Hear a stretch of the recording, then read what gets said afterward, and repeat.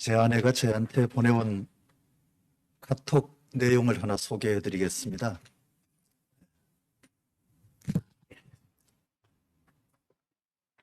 엊그제 저한테 보내준 건데, 안녕하세요. 저 프랑스 교포 3세입니다. 저 한국에 온 지 몇 년 됐어요. 저 처음에 한국 왔을 때 한국은 간식도 너무 무서운 것 같았어요. 저 점심 먹고 왔더니 과장님이 입가심으로 계피 사탕 먹을래 했어요. 저 한국 사람들 소피국 먹는 건 알았지만 계피까지 사탕으로 먹는 줄 몰랐어요.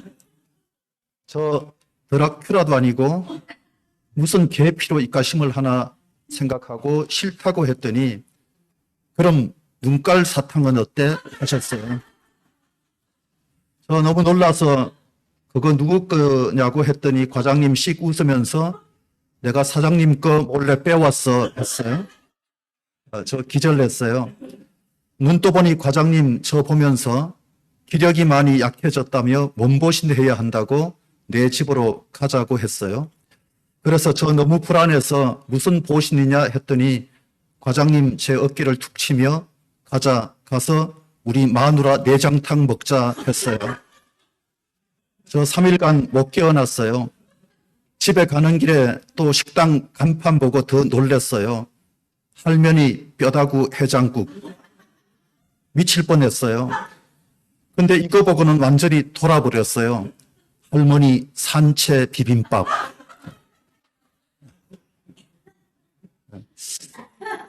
일본 와서 지내고 계시는 여러분, 뭐 이렇게까지는 하지 않았겠지만 일본 땅에서 지내는 동안에 아마 잘 이해가 되지 않는 순간들도 있으셨겠고 또 힘들게 적응을 해야 되는 과정들도 많이 있었으리라고 생각됩니다. 가깝고도 먼 나라, 먼 이웃나라 일본.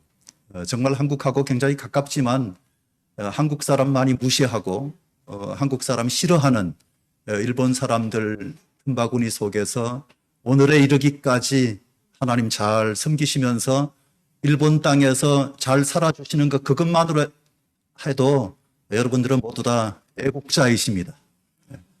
나라를 위해서도 애국하시지만 하나님께도 기쁨이 되시고 또 하나님의 이름을 드높이는 멋진 삶을 잘 살아주시기를 주의 이름으로 부탁을 드립니다. 어른들을 위한 동화 가운데 이런 이야기가 있습니다. 빈대가 이 4마리가 살고 있었는데 하나님의 사자가 새해가 됐으니까 특별히 소원을 하나씩 들어주겠다 그렇게 하니까 첫 번째 빈대가 내가 너무 작은 몸뚱아리 가지고 이렇게 산 것이 참 힘들었는데 이제는 좀 몸뚱아리가 컸으면 좋겠다 그래서 소가 되고 싶습니다 그러니까 주의 사자가 그럼 소가 되라 하면서 소되게 만들어 주셨습니다. 두 번째 빈대는 저는 하늘을 나는 새가 참 부럽습니다. 새가 되고 싶습니다. 그러니까 주의 사자가 하나님 권한을 가지고 새 되게 만들어 주셨습니다. 세 번째 빈대는 뭐니 해도 그렇게 실컷 먹고 살았으면 좋겠습니다. 쥐가 되고 싶습니다. 그래서 쥐 되게 만들어 주셨어요. 네 번째 빈대는 가만 보니까 소원대로 다 되거든요. 그래서 저는 다 되고 싶습니다. 그랬더니 주의 사자가 소세지 되게 해 주셨답니다. 네.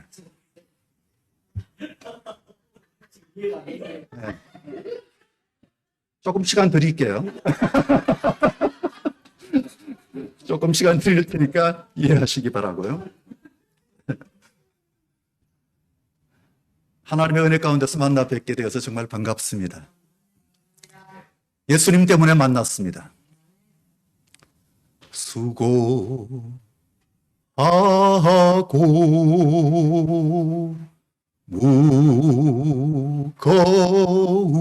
무거운 짐진 자들아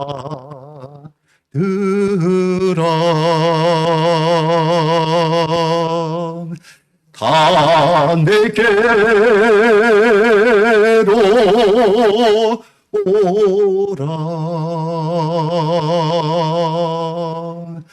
내가 너희를 쉬게 하리라.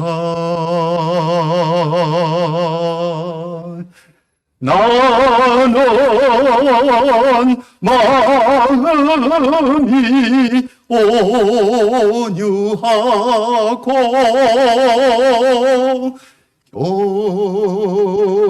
겸손하니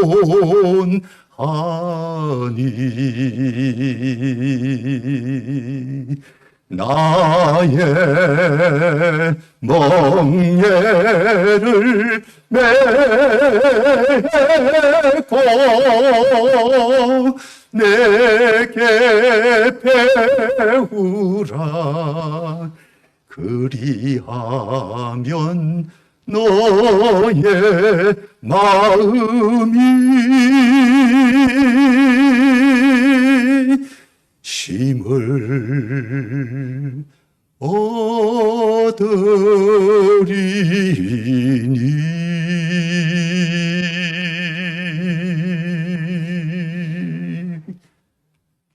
아멘. 우리 교회에서는 제가 이렇게 노래를 부르면 끝날 때 박수를 치더라고요. 수고하고 무거운 짐진 자들아 다 내게로 오라. 내가 너희를 쉬게 하리라. 우리 불러주신 게 너무 감사하잖아요. 숱한 사람들 가운데서 우리를 불러주셔서 우리가 예수 안에서 하나님을 아버지라고 부를 수 있게 되는 이 권세 누리고 있다는 사실, 이건 자다가도 벌떡 일어나서 감사해야 될 일입니다. 하나님을 아버지라고 부르는 거예요. 감히 우리가 하나님을 아버지라고 부른다. 이게 얼마나 큰 감격이고 얼마나 큰 축복입니까? 하나님으로부터 이미 우리는 큰 사랑받은 사람들이고 큰 축복받은 사람들이고 마땅히 하나님 앞에 감사하며 살아야 될 줄로 믿습니다. 혹시 장사하는 분 계세요? 안 계세요? 네, 그러면 계산을 잘 하시는지 모르겠는데 한 번은 저를 포함해서 친구 4사람 목회자들끼리 단톡방 만들어 놓고 이런 퀴즈 문제 하나를 어떤 친구가 올렸어요.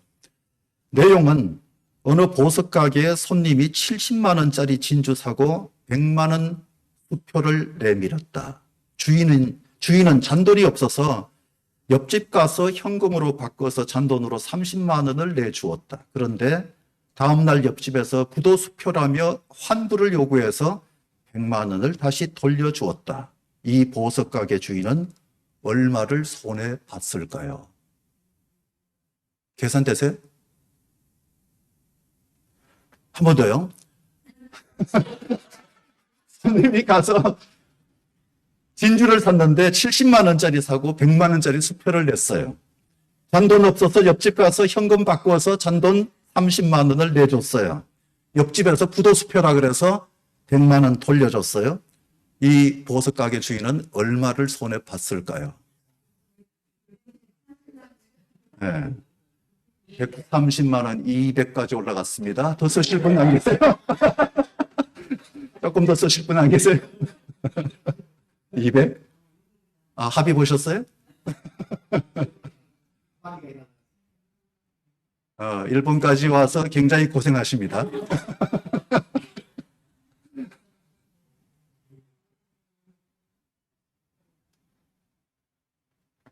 이 문제는 목회자들끼리 한낮을 동안 난리가 났었어요.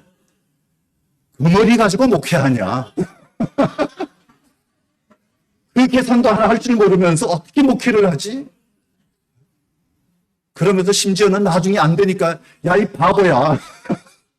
그게 계산이 안 되냐? 그리고 진짜 난리가 났었어요. 100만 원이다. 130만 원이다. 170만 원이다. 200만 원이다. 이것 가지고 반나절을 싸웠습니다. 근데 가만히 봤더니 그렇게 오랫동안 싸웠던 이유가 문제를 낸 목사님이 답을 몰랐어요. 답을 몰랐던 것 같아요.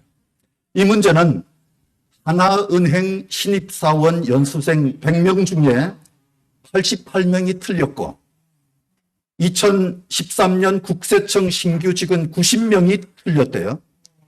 오래전 문제예요. 얼마를 손해봤을까? 쉽게 계산할 수 있는 것은요, 이 주인은 그 사기꾼이 이 돈만큼 손해본 거예요. 사기꾼이 이 돈만큼만 손해본 거예요.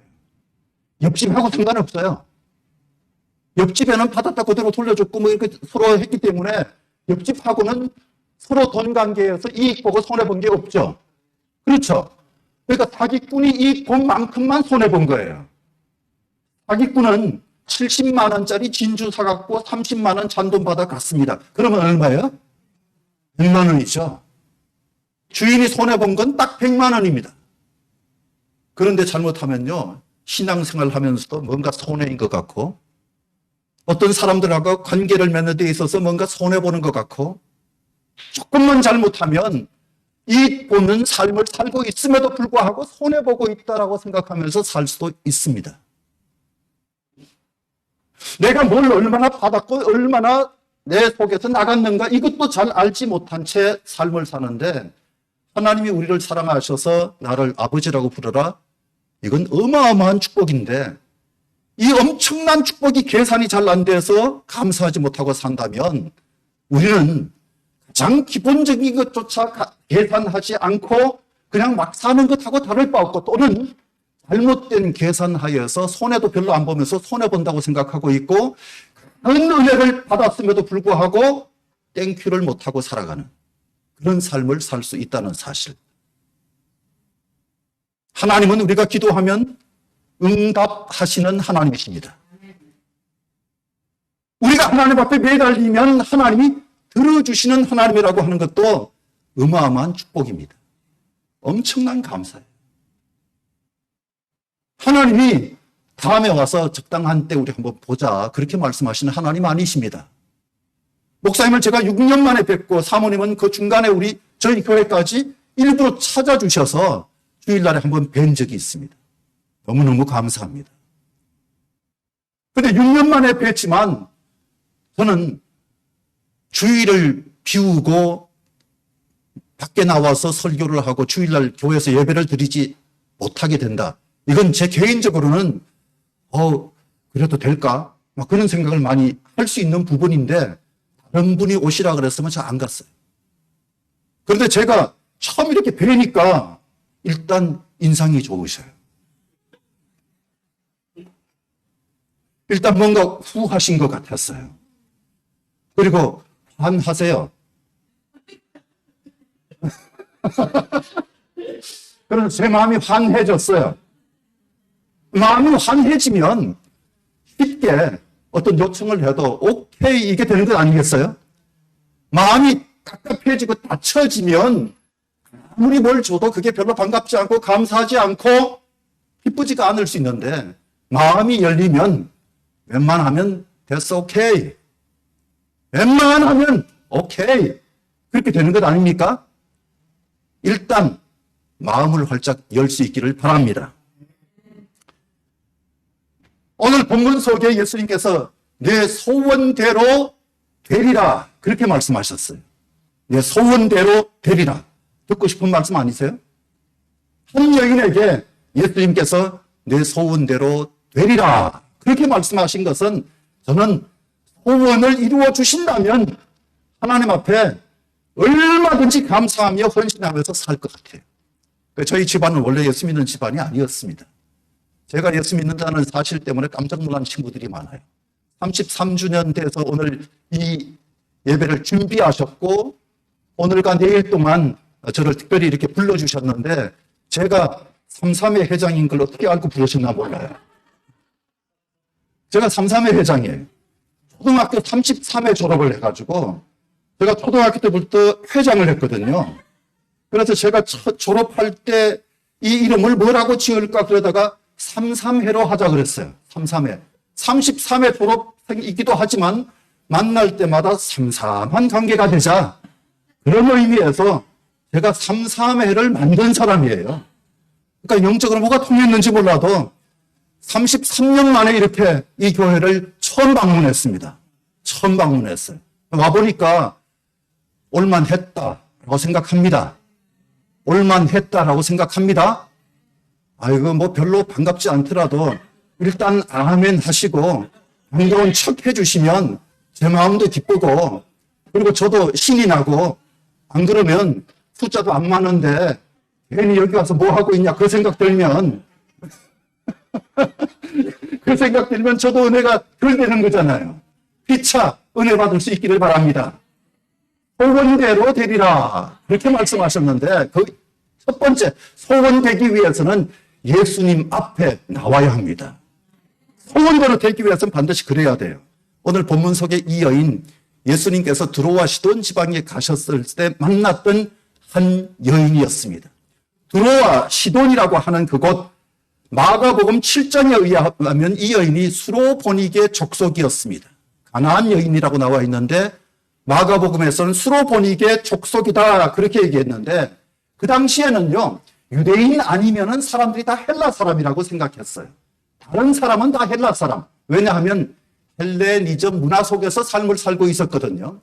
세계의 문화가 헬레니즘이다 그렇게 해도 과언이 아닐 정도라고 생각했기 때문에 일반적으로 유대인이 아니면 헬라 사람 그렇게 불렀던 것입니다.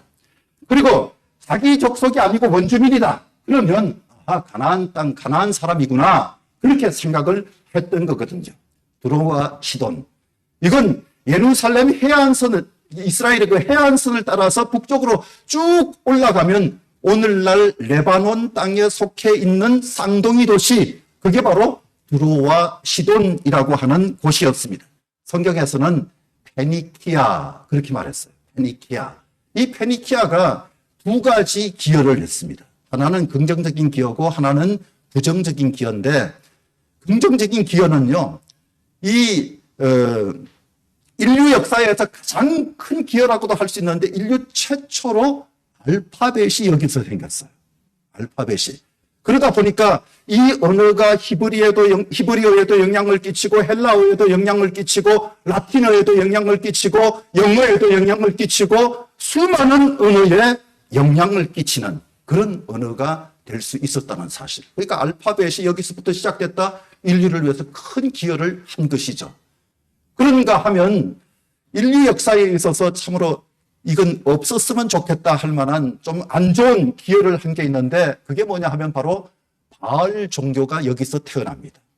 바알 종교, 잘 아시는 대로 바알이 저 공중에서 비와 구름 이런 것을 다 허락해 주는 게 바로 바알이다. 그래서 풍요의 신으로 일컬어지는 것이 바로 바알입니다. 이스라엘 백성들도 농사를 짓다 보니까 이 바알 신이 함께 해가지고 비를 적절하게 내려주고 모든 기후를 적절하게 조절해 준다면 바알을 숭배해야 되지 않겠는가 하는 생각 때문에 하나님도 믿지만 바알도 숭배하는 이 두 가지 혼합 종교 속에 빠지게 되는 타락한 상황 속에 접어들게 된 겁니다. 타락한 종교 상황, 그게 바로 그들의 모습이었습니다. 더군다나 이 가나안 그러면 가나안 사람이라 그랬잖아요. 가나안 그러면 노아의 아들 중에서 함의 아들이거든요. 함의 아들. 그래서 하나님이 모세를 통해서 가나안 땅에 딱 들어가면 가나안 사람들을 모조리 죽이라 그랬어요. 근데 그 말에 다 순종하지 않았잖아요. 가나안 족속을 멸절하라. 그게 하나님의 뜻이었는데 그렇게 하지 않게 됐습니다. 그래서 이스라엘 사람들 그 이후에 좋아하지 않는 사람, 경멸하는 사람, 그 사람들이 바로 가나안 사람들이었어요. 좋아하지 않는 사람들이었어요. 상종할 수 없는 사람, 그리 멀지 않는 이웃 마을이라 한다 할지라도 좋은 관계 갖지 않고 적개심을 가지고 지낼 수밖에 없었던 사람, 그게 바로 유대인들과 가나안 사람들의 관계였다 하는 것입니다. 예수님이 그 이방인의 땅에 들어가셨어요. 경멸하는 사람들이 살고 있는 그 땅, 어둠의 땅으로 예수님께서 들어가셨습니다. 뭔가 조용히 좀 쉬고 싶으셨던 것 같아요. 다른 것으로는 이유를 찾을 수가 없는데 마가복음 7장 24절 말씀에 보시면 한 집에 들어가 아무도 모르게 하려 하나 숨길 수 없더라. 조용히 쉬고 싶으셨는데, 그래서 거기 가셨는데 거기서 뜻밖의 만남을 갖게 된 겁니다. 뜻밖의 만남이에요. 여러분들은 이희호 목사가 온다 그래서 어떤 사람이든지 나름대로 생각하셨겠지만 뜻밖이다 뭐 그렇게 생각하면서 저를 싫어하셔도 할 수 없고, 뜻밖의 키가 크시네, 우리 목사님보다. 뭐 그렇게 생각하셔도 어쩔 수 없고. 하여튼 하나님이 만나게 해주셨다. 저는 그렇게 믿습니다. 하나님이 만나게 하셨다. 자, 뜻밖의 만난 이 사람, 2세기 말 클레멘트의 설교에 의하면 이 여인의 이름은 유스타. 유스타. 저는 그렇게 기억을 해요. 예수님이 당신 이제 스타 됐어. 그래서 유스타. 그리고 그의 딸의 이름은 베레니카. 그렇게 알려져 있는데 마태가 이름을 밝히지 않았어요. 그냥 가나안의 한 여인 그렇게 표현을 했거든요. 그 이유는 유스타든 베레니카든 어떤 한 사람이 구원받는 이게 중요한 것이 아니라 이방인들에게도 구원의 문이 열렸다. 이방인들도 구원받을 수 있다. 이 사실을 오히려 강조하고 싶지 않았겠는가. 그런 생각이 듭니다.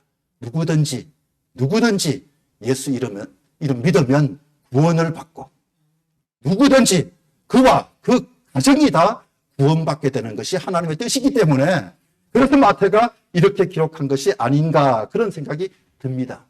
어쨌든 하나님께서 특별하게 예수님을 그곳으로 보내신 게 아닌가라는 생각이 드는데 예수님이 오신다는 이 사실을 이 여인이 알았던 것 같아요. 그러니까 귀가 잘 열려 있어야 합니다. 귀가 열려 있어야 돼요. 저도 어떤 분을 오늘 내일 사이에 이 한일교회에서 꼭 만나고 싶은 분이 계셔서 제가 동경에 와서 그분에게 저 동경 왔으니까 한일교회에서 이틀 머물 거니까 꼭 좀 뵐 수 있었으면 좋겠습니다. 그렇게 문자 보냈는데 안 읽어요. 되게 바쁘신가 봐요. 참 그렇게 잘났어 진짜. 한국에서 와서 좀 만나자 그러면 볼만도 한데 안 읽어요. 마음이 안 열려 있는 뭔가 바쁜 속에 시달리고 쫓기고 그런 삶을 사니까 못 오는 거거든요. 안 보는 거거든요. 근데 이 여인 같은 경우는 지금 예수님을 찾아온 이유가 있어요. 소문 듣고 찾아온 거예요. 만나면 뭔가 길이 있을 것이다. 만나면 뭔가 문제 해결이 될 것이다. 그 기대와 갑을 가지고 예수님을 만나러 온 겁니다. 여러분, 예수 앞에 나오면 문제 해결을 받습니다. 예수 앞에 나오면 문제 해결 받는 거예요. 근데 딸이 병에 걸렸어요. 꼭 만나야 할 이유가 있어요. 그때만 해도 병 걸렸다. 이건 곧 죽을 수 있다. 그 얘기예요. 곧 죽을 수 있다. 심각한 거죠. 심각한 거. 예수님 시대 평균 수명이 말이죠. 30세 정도였다는 보고도 있어요. 예수님 시대의 평균 수명이 한 30세 정도였다. 우리나라도 한때 평균 수명이 한 50대였던 적이 있었잖아요. 그래서 60만 되어도 장수했다고 환갑잔치를 열었잖아요. 요즘은 환갑잔치 열면 사람들이 육갑한다 그럽니다. 환갑이 원래 육갑이에요. 환갑하면 완전 육갑하는 거죠, 요즘은. 이해를 못하는 거죠. 칠순도 안 하는데. 완전히 바뀌었잖아요. 그게 하나님이 우리에게 더 오래 살 수 있는 축복도 주신 것 같아요. 중요한 것은 이 여인이 가서 보니까 예수님이 거기 계셨다는 거예요. 예수님이 계셨다. 여러분, 한일교회 왔더니 거기 예수님이 계시더라. 여러분, 여기 오셔서 다른 사람 만나는 것도 중요하지만 예수님을 만나셔야 합니다. 반드시 예수님을 만나셔야 해요. 찬양 중에 만나실 수도 있고, 기도 중에 만나실 수도 있고, 말씀 중에 만나실 수도 있는데 반드시 예수님을 만나셔야 돼요. 예수님. 그러니까 기도할 때도 오늘 꼭 예수님 만나고 가게 해주세요. 저를 좀 만나주세요. 그렇게 기도하면 반드시 만나주십니다. 왜? 예수님은 고통이 있는 현장을 찾아가시는 분이시기 때문에. 예수님은 찾아가시는 분이세요. 찾아오시는 분이세요. 이게 얼마나 감사한 일입니까? 이게 예수님의 라이프 스타일이에요. 찾아가시는 것, 라이프 스타일이에요. 고통이 있는 곳이라면 가시는 분, 사마리아 땅에도 예수님이 가셔야 하는지라. 예수님이 가셨잖아요. 영어 성경에서는 must, 반드시 가야 한다. 반드시 사마리아 통해서 가야 한다. 그렇게 말씀하셨던 것을 잊을 수가 없습니다. 사마리아 여인 만나주셨죠. 십자가 지실 것 뻔한데도 불구하고 고통이 있을지라도 내가 예루살렘 가서 죽겠다. 그런 심정으로 기어이 예루살렘으로 가신 분이 바로 예수님이십니다. 고난받기로 작정하신 것이죠. 성육신도 바로 그런 사건 아닙니까? 어떻게 하나님이 사람 몸을 입고 이 땅에 오십니까? 근데 예수님이 성육신 하셨잖아요. 찾아오신 하나님이세요. 나를 찾아오신 하나님이시라고요. 얼마나 중요한지 몰라요. 필립 얀 씨가 이런 말을 했습니다. 고통의 영성이라는 책에서 고통의 가장 큰 유익은 고난이 올 때 우리가 하나님을 향한다는 것이다. 고난이 올 때 우리가 하나님을 향한다고 하는 것.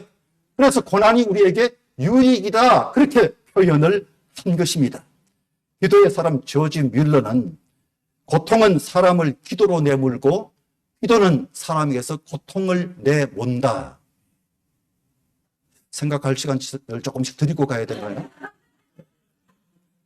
고통을 사람을 기도로 내몰고 기도는 사람에게서 고통을 내몬다. 네, 조금씩 시간을 드릴게요.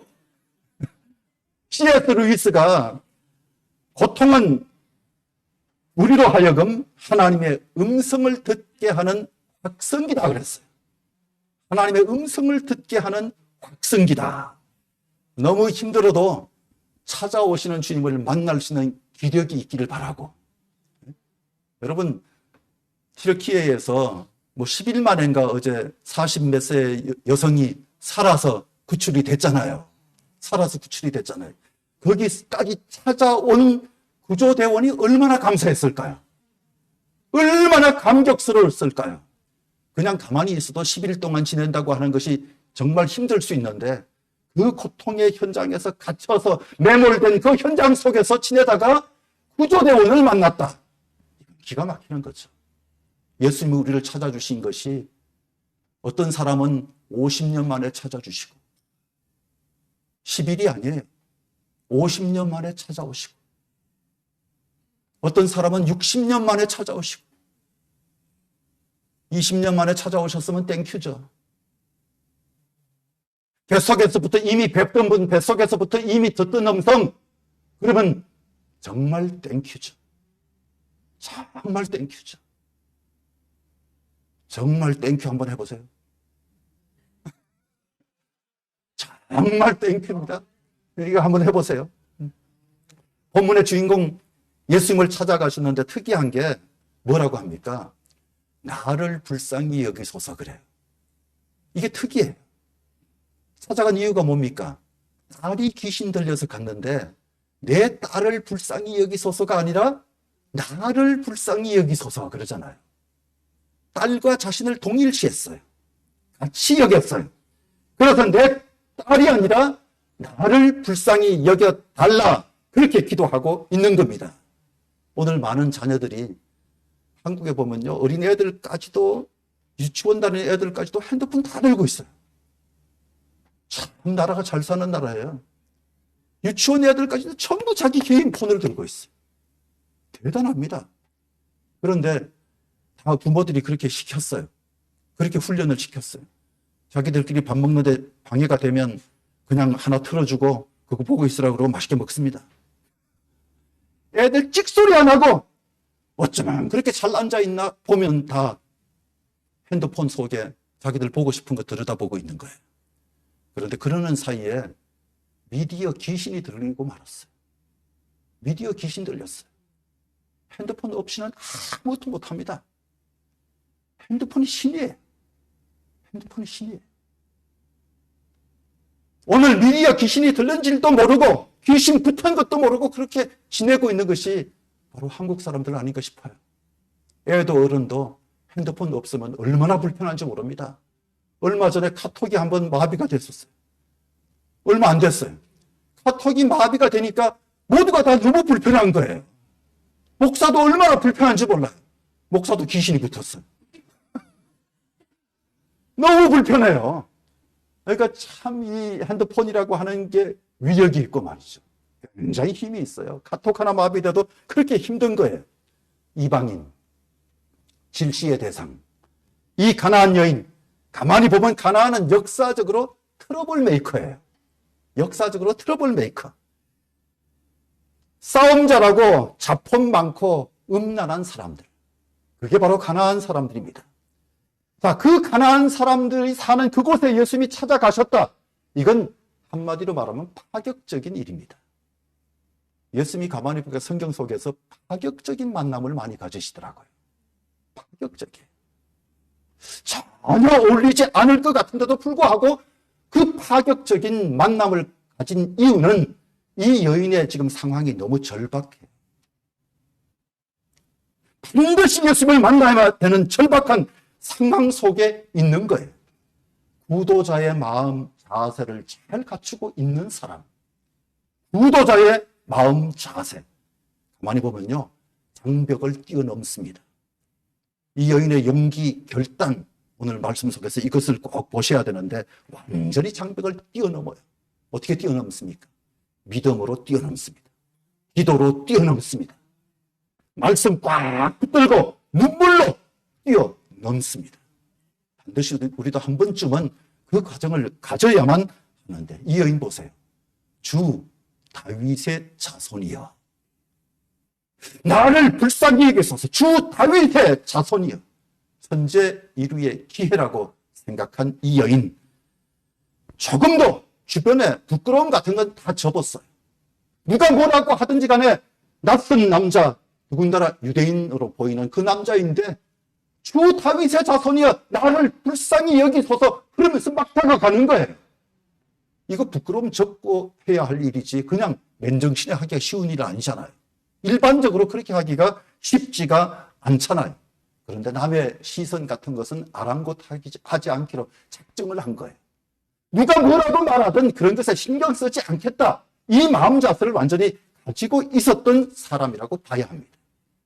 그래서 예수님 앞으로 나아갔는데 성경에 보니까 예수님께서 아무 말씀도 안 하셨다 그러잖아요. 그렇죠? 아무 말씀도 안 하셨다. 이거 참 얼마나 답답합니까? 세상에 소문 듣고 왔는데 예수님이 사람을 무시하시는 건가? 내 딸이 더러운 귀신 들렸다고 얘기하는데도 불구하고 관심이 없으세요.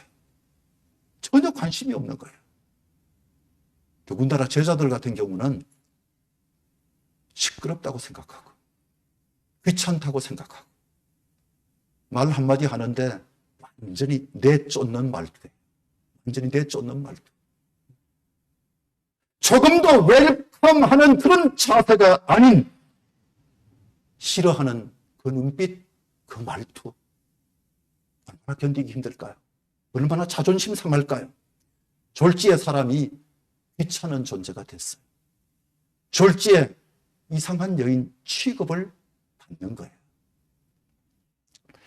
이 철저한 외면과 무시, 그런데도 불구하고 이 여인 자존심 상해하지 않습니다. 자존심 상하는 것도 사치라고 생각합니다. 자존심 상하는 것마저도 이건 사치다. 왜냐하면 그럴 계제가 못 돼요. 그런 것 따질 상황 아니에요. 마음 상할 이유가 없어요. 왜? 목적이 있으니까. 이 여인에게는 목적이 있어요. 다른 엉뚱한 얘기할 이유가 하나도 없는 것, 목적 달성을 해야 하는 상황, 물러서면 사탄에게 지는 거예요. 물러서면 사탄에게 지는 거예요. 지금 자존심 살리려고 왔습니까? 아니잖아요. 이 여인 지금 자존심 살리려고 온 게 아니에요. 좀 심하시네. 그러면서 일어설 수가 없습니다. 자기 딸 생각하면 지금 당장 성질 내고 일어설 수 있는 상황이 아니라는 거죠. 인상 일그러질 수밖에 없는 그런 상황이지만 인상이 일그러지지 않아요. 여러분 저희 교회 교인들은요. 기도하자 그러면 주여! 주여! 주여! 삼창하고 그러고 막 기도를 하는데 인천 사람들이라 그러는지 몰라도 굉장히 막 악을 쓰고 그냥 막 매달리는데 죽기 살기로 매달리는 그런 적극적인 자세가 표정에서 보이는데 한편으로 이렇게 보면서 기도가 완전히 이게 쌈판인가? 뭐 운동 경기할 때 해보자! 화이팅! 화이팅! 막 이거 하는 것처럼 주여! 주여! 주여!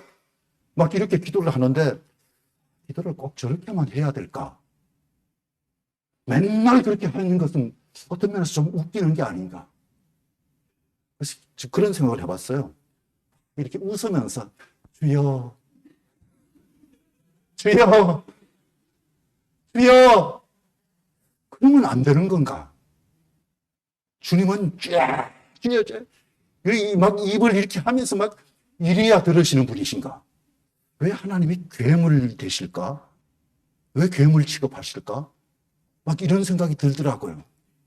여러분, 사람들하고 얘기할 때, 목사님! 이 꽃은요, 이러지 마시고요. 이거 내려놔야 될 줄로 믿습니다. 믿습니다. 믿습니다.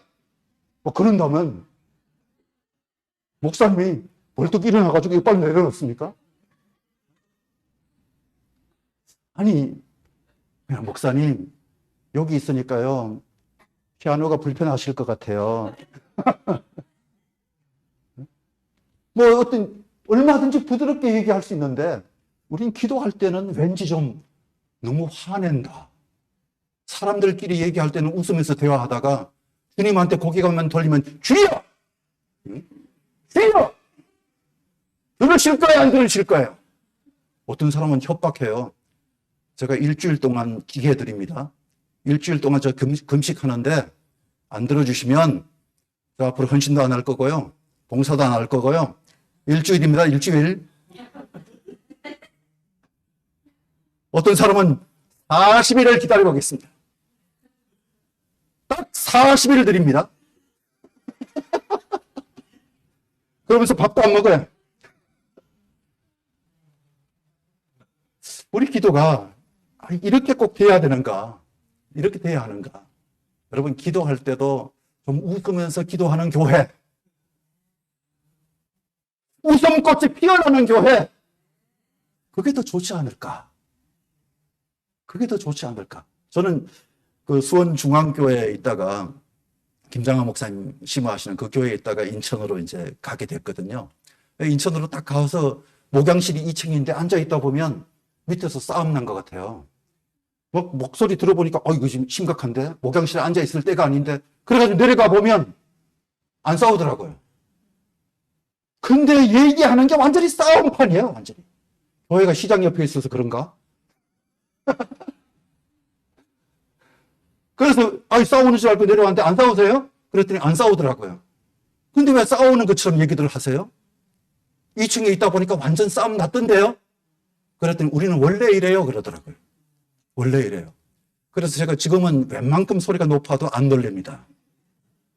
심지어 싸우고 있어도 얘기하고 있겠지. 하나님 앞에 기도할 때 미소로 기도할 수 있다면 얼마나 좋을까? 왜? 우리가 이미 은혜 많이 받았으니까. 받은 게 이미 너무 크니까. 영생의 복을 받았잖아요. 영생의 복을 받았잖아요. 이거 어마어마한 거예요. 저는 이 정도 얘기했는데 그냥 맞아요. 그냥 이렇게 얘기하는 거 약간 놀라는 게 있으니까 조금 더 놀라는 척 해주시면 감사하겠습니다. 그럼 미소는 사람의 마음을 바꾸는 힘이에요.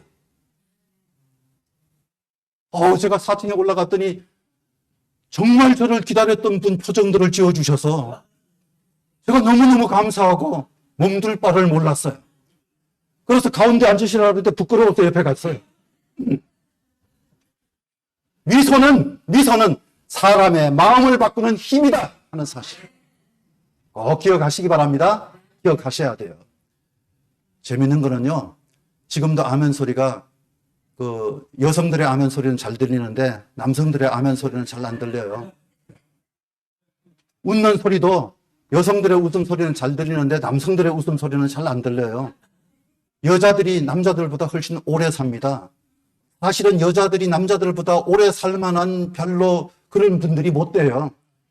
너무 할 일도 많고 고생도 많이 하는데 오래 살 턱이 없는 분들이 오래 산단 말이죠. 그렇잖아요. 회사의 고통도 겪으면서 그렇게 사는 분들이 바로 여성들인데 여성들이 더 오래 삽니다. 되게 웃깁니다. 온몸 가운데 안 아픈 데가 하나도 없다 그러면서도 오래 살아요. 안 아픈 데가 하나도 없다 그러면서도 정말 오래 삽니다. 왜 오래 사는가? 여자들은요, 잘 웃어요. 여자들은요, 크게 웃어요. 남자들은 크게 웃으면 남자 최신에 그러면 안 되지. 남자 최신에 그럴 수는 없는 거지. 그러다가 집에 가서 웃어요. 여러분, 동물들은요, 안 웃어요. 집에 가서 개 한번 웃겨보세요. 별짓 다 해도 웃지는 않을 거예요. 뛰기만 하지. 동물들은 웃음보가 없어요. 하나님이 사람은 웃고 살게 만들어 주셨습니다. 웃으며 살도록 하나님이 그렇게 만들어 주셨기 때문에 남들이 웃을 때 이해가 안 되더라도 일단 따라 웃고 보세요. 그리고 나중에 물어보시면 돼요. 왜 웃었는지. 일단 따라 웃기만 해도 그게 정신건강에 도움이 되고 신앙건강에 도움이 되고 영혼에도 도움이 되고 도움이 되어서 나중에 더 오래 사는 축복까지 누리게 되는 거니까. 어떤 분들은 재수 없으면 100세 넘게 산다고 또 고민하는 분들이 있던데 100세 넘도록 건강한 모습으로 사시면 되는 거잖아요. 건강한 모습으로 사시면 되는 거잖아요. 미리부터 그 아플까봐 겁내면서 100세 넘으면 재수 없다고 생각하면 그거 되겠냐 말이죠. 하나님은 우리를 사랑하시고 얼마든지 우리를 축복하시는 분이세요. 돼지 머리도 웃어야 값이 나간다. 그런 소리.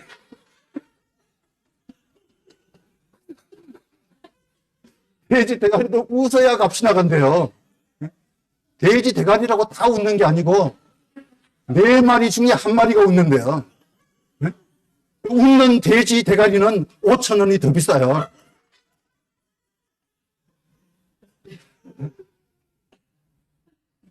그러니까 하나님의 전에 와서도 웃고 말이죠. 하나님 앞에 기도할 때도 웃고 말씀 들을 때도 웃고 그래야 은혜가 되는 거잖아요. 은혜만 들으면 너무 심각한 사람들이 많아요. 예배 전까지도 막 웃으면서 얘기하다가 예배 시작하면 딱 이제 주님이 뭐라 그러시냐면 왜 나한테만 그래? 왜 나한테만 그래? 저한테 연락이 왔어요.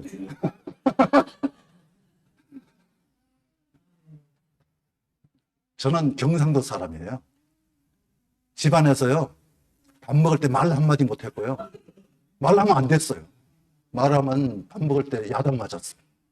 정말 말 한마디 못했고 집안에서 걸을 때도 뒤꿈치 들고 그러고 그렇게 음하게 지냈는데 예수 믿고 난 다음에 완전히 달라졌어요. 제가 솔직히 말해서 하나도 안 웃기게 생겼잖아요. 하나도 안 웃기게 생겼잖아요. 저는 사실 체질적으로 웃길 줄은 몰라요. 정말 잘 웃길 줄 모르는데 말씀을 증거하려고 하다 보니까 사람들이 일단 잘 듣는 게 웃겨야 잘 듣더라고요. 재밌어야 잘 듣더라고요. 그러니까 웃으면 마음문이 열리게 되고요. 재밌으면 사람들이 잘 듣게 돼 있어요. 하나님 말씀을 들어야 역사가 일어나지. 들어야 역사가 일어나지. 그 시간이 무슨 명상하는 시간입니까? 마하바냐 바람일다 신경 감사제보살 아제 바라 승아제 모제 사바 그러고 있으면 안 되는 거잖아요. 그것처럼 그냥 명상하고 말씀 들을 때 저는 제발 눈 감고 듣지 말라고. 눈 감고 듣지 말라고. 근데 장로님들 중에 자꾸 눈을 감고 들으셔요. 눈을 뜨세요, 장로님. 눈을 뜨세요. 또 감아, 또 감아. 나중에 알고 봤더니 이게 무거운가 봐요. 나이가 들면 이게 무거워져서. 그건 뭐 어쩔 수 없는 거죠. 근데 뜨려고 노력을 해야 돼요. 뜨려고 노력해야 돼요. 여기서 너무 오래 하면 안 되는데.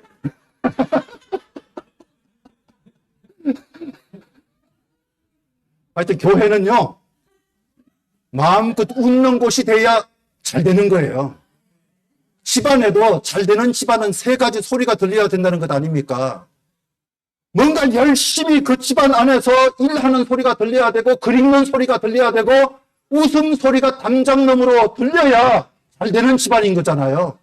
교회가 부흥하려면 교인들의 인상이 편해야 되고, 교인들의 인상이 웃는 얼굴이어야 하고, 교인들의 얼굴이 행복한 얼굴이 돼야 된다는 말씀이죠. 맞잖아요. 맞잖아요. 아멘 하시라고요. 남자 소리도 좀 듣고 싶어요. 그런데 가만히 보니까요, 인상 쓰는 것도 습관이고, 웃는 것도 습관이에요. 교인들 가운데 진짜 날마다 인상을 쓰고, 무슨 걱정이 그렇게 많은지. 근데 들어보면 별것 아니야.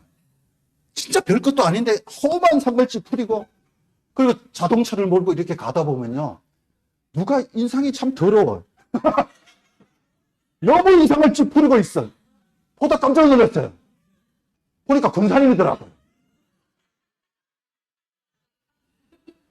그래서 제가 나중에 그 권사님 보고 무슨 걱정이 있으세요? 고민이 있으세요? 그랬더니, 아니, 목사님 별일 없어요. 아무 일 없어요. 그래서, 근데 길 갈 때 보니까 완전히 뭐 씹은 얼굴인데. 왜 그렇게 오만상을 찌푸리고 다니냐고. 이 얼굴이 전도진데. 얼굴이 전도진데. 맞습니까?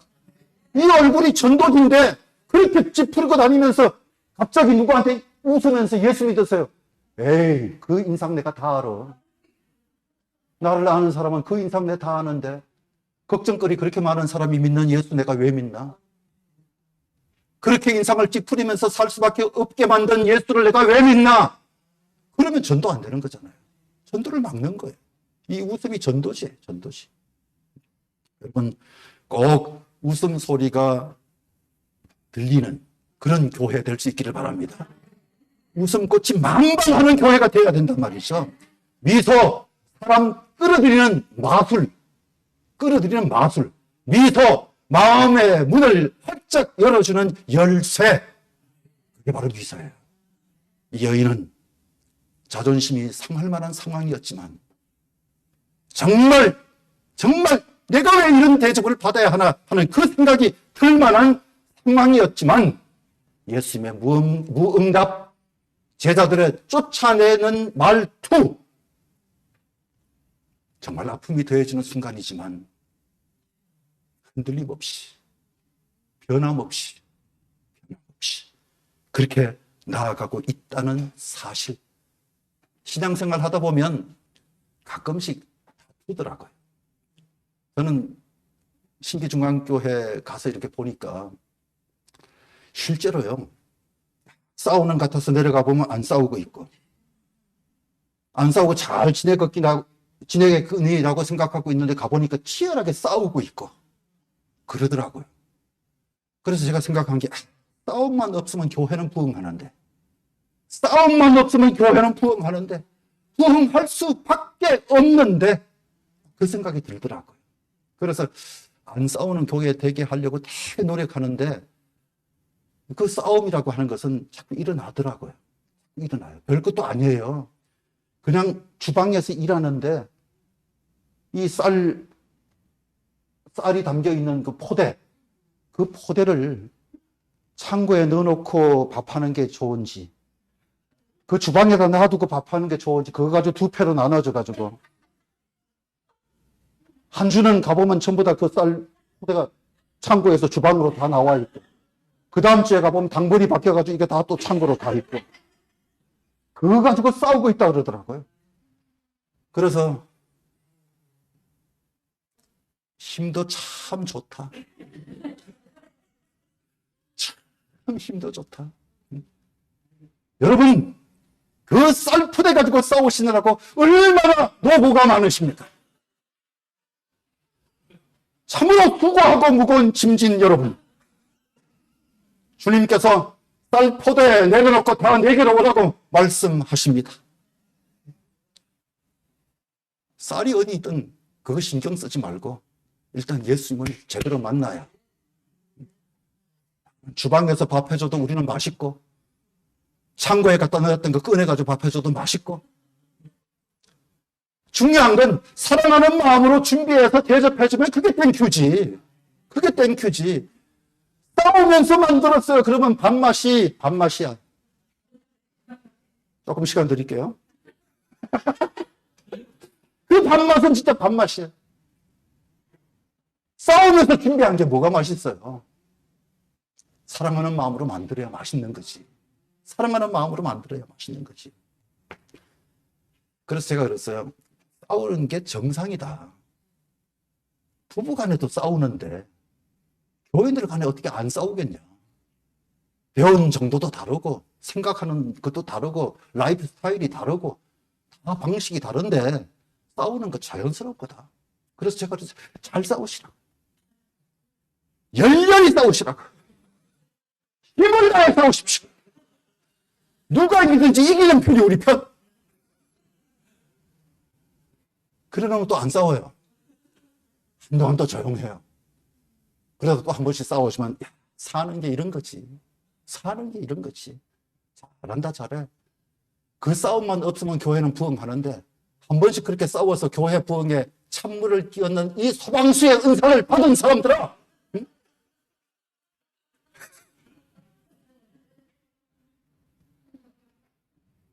하나님 나라를 위해서 하는 게 중요하잖아요.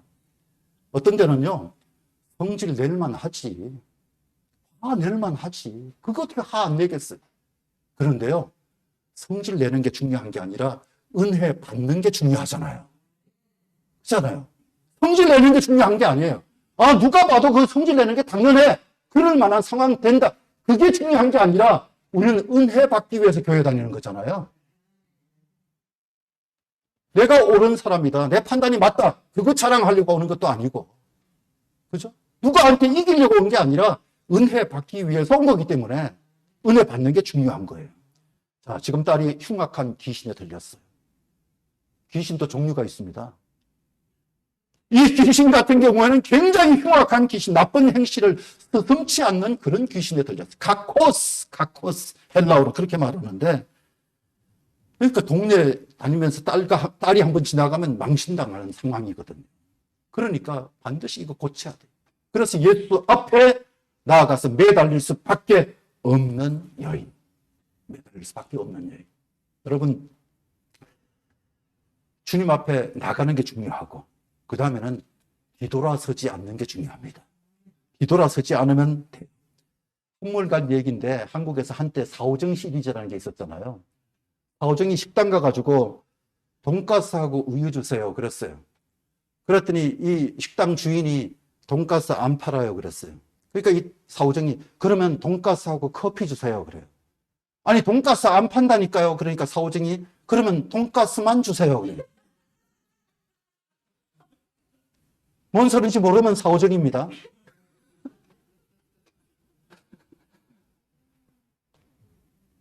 상대방이 뭐라고 말하든 간에 내가 요구할 것을 끝까지 요구하는 이 사오정의 자세가 때로는 우리 신앙인들에게 좀 필요하지 않나 그런 생각이 들어요. 하나님, 돈가스 주세요. 하나님, 돈가스 주시옵소서. 하나님, 돈가스 주실 줄 믿어요. 이 좀 매달리는 자세가 필요해요. 저는 군대를 방위를 했을까요?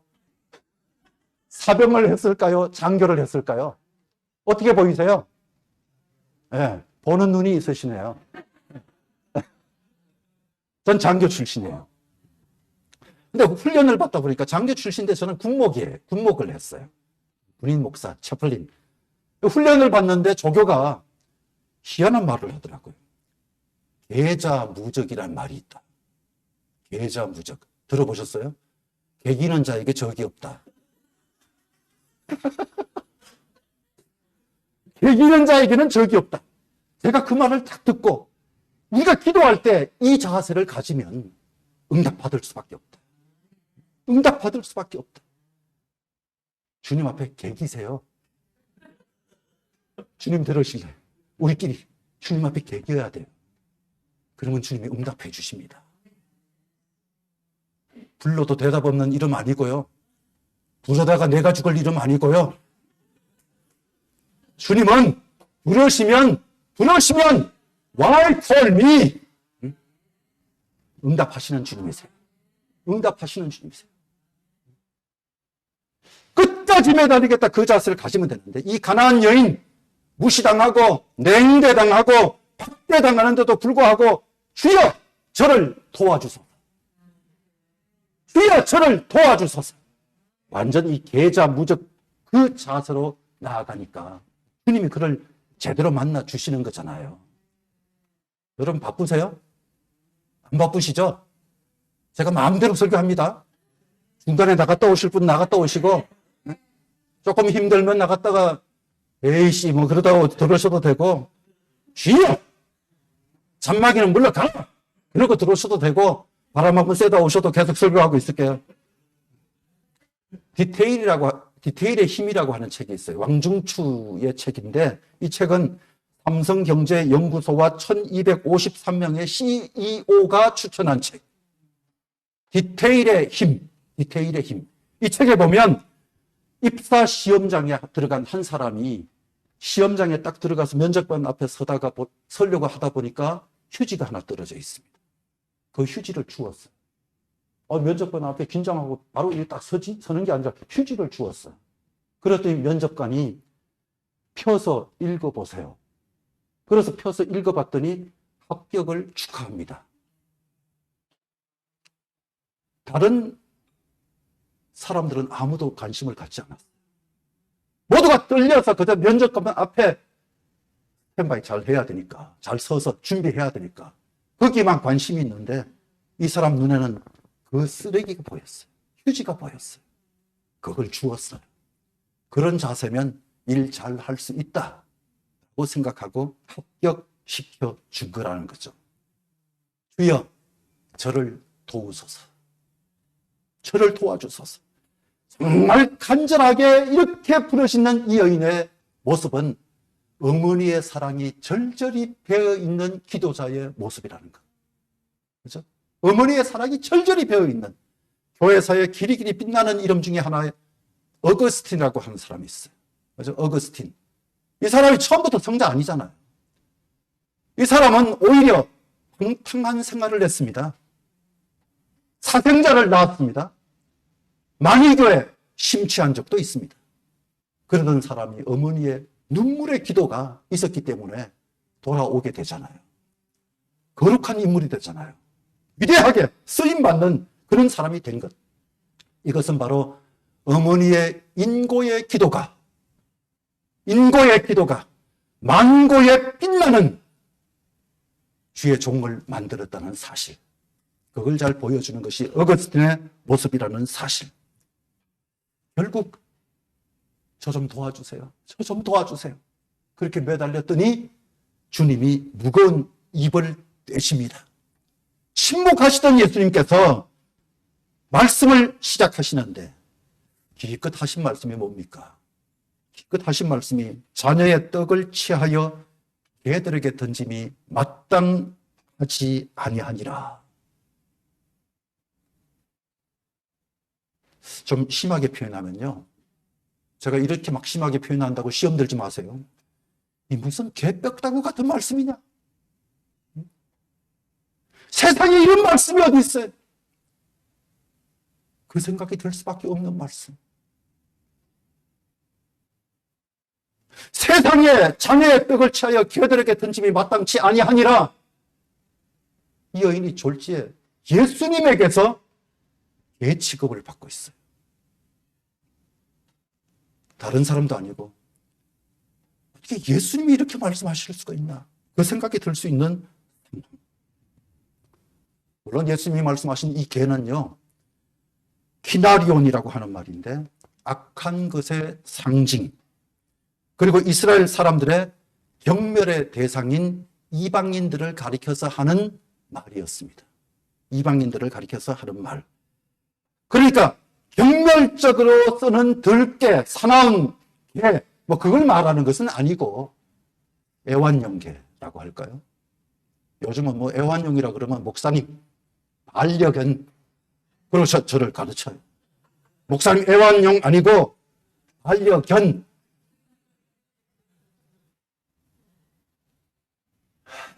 저는 그래서 견자월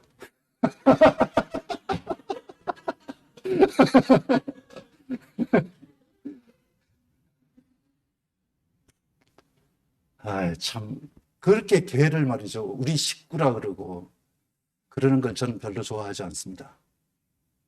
요즘 목사님 그러시면 안 됩니다. 교회를 성장시키시려면 개 키우는 사람들의 심정을 이해하셔야 되고요. 우리 교회는 개라도 많이 와서 부흥이 돼야지. 저는 모레서 이제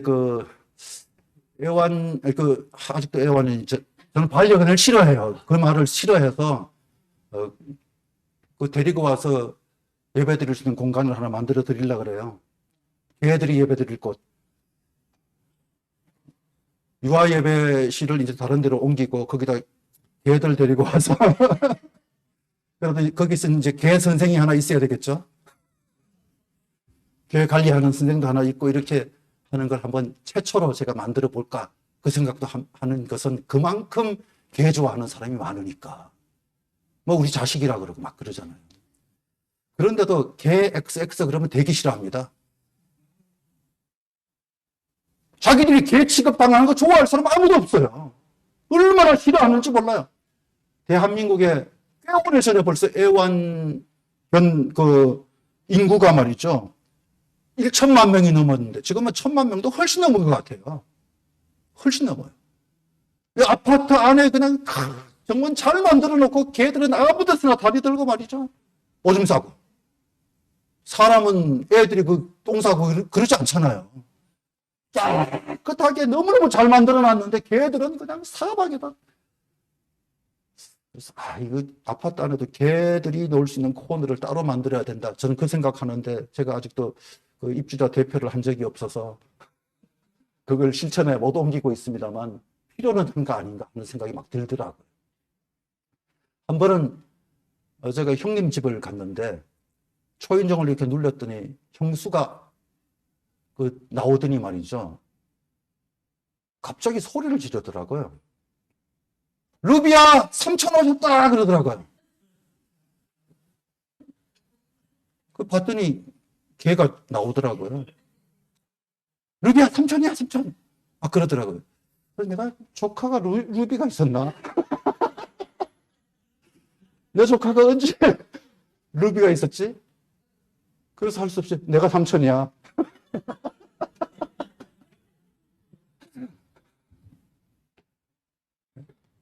걔가 식구가 될 수 있습니까? 아니잖아요. 근데 하여튼 조금 잘못되어 있어요. 제가 이 얘기했더니 어떤 청년 하나가, 남자 청년이 전화가 왔어요. 그날 예배 마치고 난 다음에, 목사님, 내일 월요일 날 목사님 댁에 좀 찾아가도 되겠습니까? 전화가 왔어요. 그래서 그래 와라. 그랬더니 그 친구가 왔는데 닭을 튀겨가지고 페리카나 양념으로 딱 튀겨가지고 가져왔어요. 그러면서 친구가 뭐라 그러냐면, 목사님 앞으로 개 얘기도 하지 마시고, 또 제가 뭐라 그랬냐면 그날 설교하면서 나는 개를 참 좋아한다. 그래서 참 잘 먹는다. 그랬더니 이 친구가 와가지고 목사님 앞으로 개 드시지 말고 이거 드세요. 그러면서 닭을 가져왔어요. 그래서 제가 그랬어요. 닥쳐.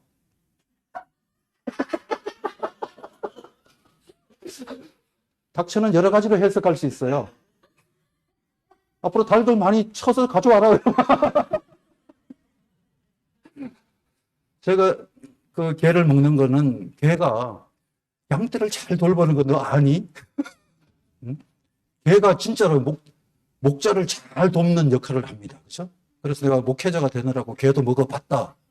응? 그거 가지고 지금 나한테 따지러 왔냐? 그러려면 닭 잡아와. 제가 그런 적도 있는데, 하여튼 개 취급을 당하는 사람 쳐놓고 좋아하는 사람 아무도 없습니다. 정말 반려견 별소리 다 하면서도 개 취급받는 거 싫어하는 거예요. 예수님이 지금 이 여인을 개 취급을 했어요. 그런데 분노하거나 뒤돌아서지 않습니다. 그죠? 전혀 분노하거나 뒤돌아서지 않아요. 하나님의 은혜를 받기 위해서는 반드시 떠나지 않아요. 그 앞을 딱 지키고 있어야 돼요. 예자무적 그 자리 지키고, 내가 반드시 여기서 은혜 받고 말리라. 반드시 내가 주님의 축복의 말씀을 듣고 말리라 하는 그 자세를 가져야 합니다. 그럼 반드시 이 한일교회 안에서 하나님이 만나 주실 것이고 응답해 주실 것이고 소원 성취하는 기쁨을 누리게 만들어 주실 줄로 믿습니다. 마지막으로 끝까지 믿어야 합니다. 끝까지. 팔레스타인 근방의 지역에서 식사할 때 보면 주인 곁에 개들이 있어요. 왜냐하면 그들의 주식은 빵이잖아요. 빵을 먹을 때 이 손을 먼저 빵을 조각을 내가지고 그걸 손을 닦아요. 그러고 난 다음에 바닥에 던져요. 그러면 개들이 와서 먹는 거예요. 다 먹고 난 다음에도 여기에 기름이 좀 묻을 수 있으니까 또 빵을 떼가지고 손을 또 닦습니다. 먹고 난 다음에도. 그리고 그 떡을 부스러기를 땅에 떨어뜨리는 거예요. 그러면 거기 와 있던 개들이 먹는 거예요. 그게 그들의 식문화 중에 하나라고 보시면 되는데 이 여인 같은 경우는 뭐라고 하냐 하면 부스러기라도 좋습니다. 주인의 상에서 떨어지는 부스러기라도 좋습니다. 그거라도 받겠다는 거예요. 부스러기라도 충분합니다. 그 자세를 갖는 거예요. 여러분, 부스러기의 은혜라도 우리에게는 엄청난 축복이 될 줄로 믿으시고 그 은혜 받기 원합니다. 그 자세 가져보세요. 이 여인은 그냥 무조건 매달리는 게 아니라 말씀 붙들고 매달리는 거예요. 말씀 붙들고. 왜? 본문에 보시면 나오지 않는데 마가복음 7장 27절에 아주 중요한 말이 나옵니다. 거기에 보면 예수께서 이르시되 자녀로 먼저 배불리 먹게 할지니 자녀의 떡을 취하여 개들에게 던짐이 마땅치 아니하니라. 그렇게 말씀하셨거든요. 이 말씀 잘 들어보면 이 여인은 여기서 지금 거절을 하지 않으시는구나. 그렇게 받아들인 거예요.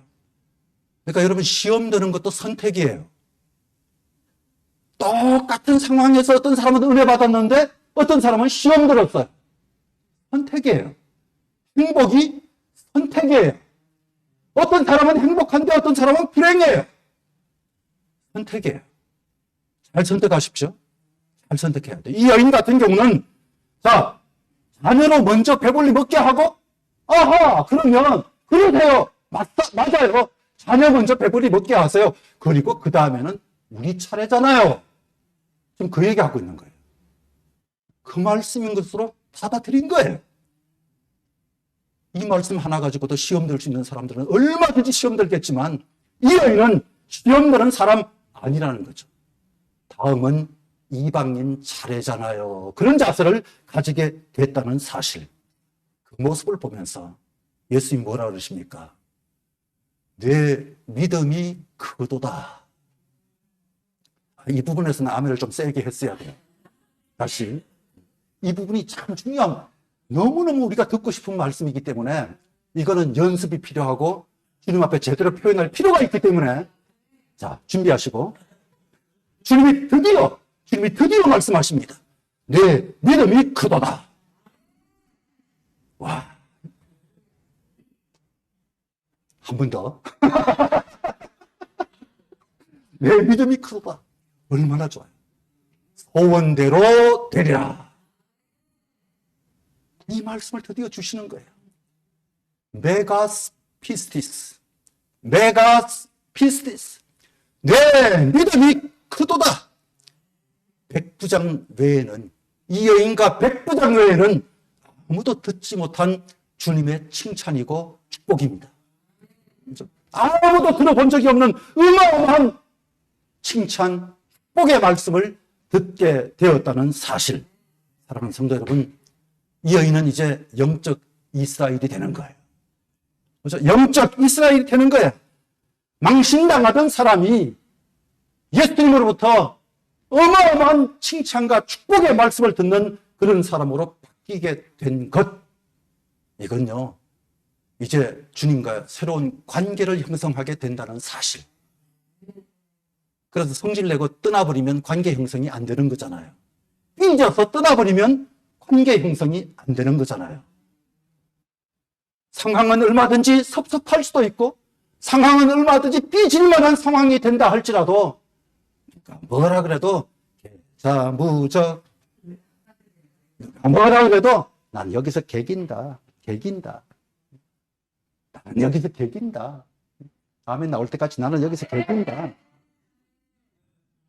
그렇게 하면 하나님이 반드시 축복을 주신다 하는 사실. 여러분 우리가 기도할 때 응답에 관심이 많잖아요. 그죠? 응답에 관심이 있으시죠? 그런데 우리의 관심은 응답인데 예수님의 관심은 관계예요. 우리의 관심은 응답인데 예수님의 관심은 관계예요. 관계만 좋으면요. 달라 그러지 않아도 막 줄라 그래요. 그죠? 달라 그러지 않아도 막 줄라 그래요. 말은 죽으라고 안 듣고 그러는 놈이 와가지고 돈이 얼마 필요하다 그러면 줄 마음이 생깁니까? 안 생깁니까? 안 생기거든요. 관계가 좋아야 돼요. 관계가 좋아야 돼요. 사랑하는 여러분, 주님은 그 관계를 잘 형성해 가기 위해서 조금 과정은 이해가 될 수 없는 그런 과정이라 할지라도 끝까지 흔들리지 않는 이 여인의 믿음을 보신 거예요. 그래서 제대로 된 관계 속에 나가기 위하여서 그리고 급기야는 메가스 피스티스 그 사실을 선언하는 그 자리에까지 이르게 만들어주신 주님, 오늘 반드시 우리에게도 그런 축복 주실 것을 믿으시고 예수 앞에 나오면 주님이 반드시 우리에게 말씀과 축복 주신다 하는 사실 꼭 기억하시고 칭찬받는 한일교회 성도님들이 다 되시기를 주의 이름으로 축복합니다. 할렐루야. 내일은 이렇게 길게 안 할 거예요. 왜냐하면 밥을 먹어야 되니까. 배고플 때 길게 하면 성질 나잖아요. 근데 오늘은 배가 안 고프기 때문에 제가 길게 한 거예요. 저도 눈치 구단이에요. 제가 86년에 목사 안수를 받았으니까 눈치 구단쯤 되잖아요. 이제 목사는 눈치를 잘 봐야 되거든. 그래서 내일은 길게 할 시간이 없어요. 밥을 먹어야 되기 때문에. 그래서 오늘 갔더니 길게 하더라. 내일 갔다가는 야 언제 집에 올지 모른다 그러면서 딴 생각하지 마시고 내일도 꼭 은혜 받으시길 바랍니다. 네, 기도하겠습니다. 하나님, 가나안의 한 여인의 모습을 통하여서 배워야 할 것이 무엇인지를 분명히 배우게 하여 주옵시고 하나님 앞에 꼭 응답받는 삶을 잘 살아가는 한일교회 성도님들이 다 되도록 축복하여 주시옵소서.